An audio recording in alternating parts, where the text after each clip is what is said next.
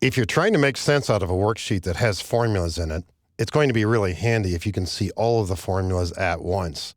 Now, we can certainly see that there's a formula in cell B7. Simply click on the cell. We see that in the formula bar. And of course, we can double-click a cell, too, to see the formula within a cell.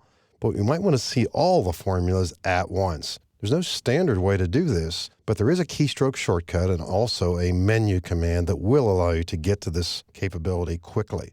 In cell C1, I've depicted what's on one of the keys typically found in the upper left corner of most keyboards. The symbol on top is called tilde. The one below it is usually referred to as accent grave from the French. But as a keystroke shortcut, don't use the Shift key, but do use the Control key and press that key on your keyboard. Control tilde, I'll call it.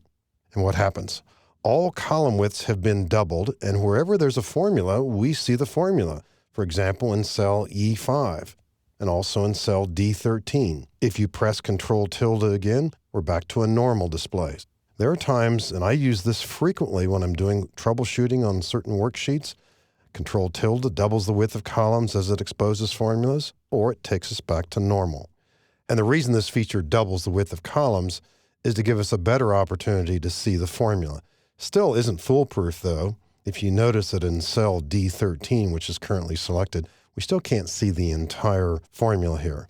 What you might also want to consider doing in these situations, particularly if you know the worksheet is valuable and you're going to be working with it for a bit, or if you want to absorb its content faster, what we might do is click in the upper left corner and then double-click any column boundary. This will readjust all column widths, and then we could print the worksheet in its current form. And when you do that, it would be a good idea to also display the column letters and the row numbers as well. Then use that as a source of documentation. So if we press Control tilde, we'll go back to normal. And since we did readjust the column widths when the columns were wider, we'll want to do this again, clicking in the upper left-hand corner. It's probably still selected anyway. Then double-click any column boundary between the letters, and we're back to so-called normal display. You'll also find this feature in the menu, but it's easy to overlook, and they do refer to the other symbol that's on that same key, that so-called accent grave. So from the ribbon, go to the Formulas tab, and you will see the choice called Show Formulas. Notice that the pop-up tip below it does refer to the other symbol, and you could easily overlook that. It doesn't refer to the tilde, it refers to the other one. But no matter how you view this keystroke shortcut, though, remember it's Control tilde, Show Formulas, or the keystroke shortcut.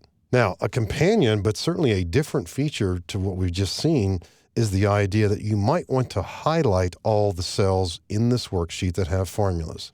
The key first step here is to make sure you've got only one cell selected.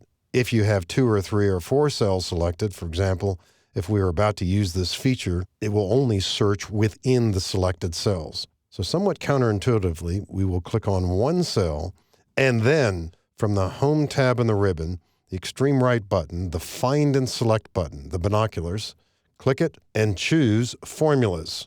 And all cells that have formulas in this worksheet are currently highlighted. Now, before clicking anywhere, what you might want to consider doing is applying a color to all these so you remember which cells have formulas. We can do that simply from the Home tab, the Fill Color bucket right here. Give it a color that's light enough for the text to show through it. I'll just use this tan color right here. And as we zoom back a little bit, we know at a glance where the formula cells are, the ones that have this tan color. Now, the feature's not dynamic. If we were to write a new formula here, it's not going to turn tan. Or if we erase this formula here, it will continue to stay tan. So from time to time, you will want to run the feature again to make sure that it's up to date. A companion to this is the idea that you might want to highlight all of the cells that have pure numbers in them, not formulas, but just pure numbers. Here too, begin with the active cell in a single location, and then on the Home tab, choose Find and Select, then Go to Special. And in the Go to Special dialog box, choose Constants, but then uncheck the boxes for text, logicals, and errors. Click OK, and now we've selected these. And similarly, as we did with formulas, we might want to choose a contrasting color here. I'll use a light blue. There we are. And so in this worksheet, the light blue cells are those that contain pure numbers. The tan cells are those that contain formulas.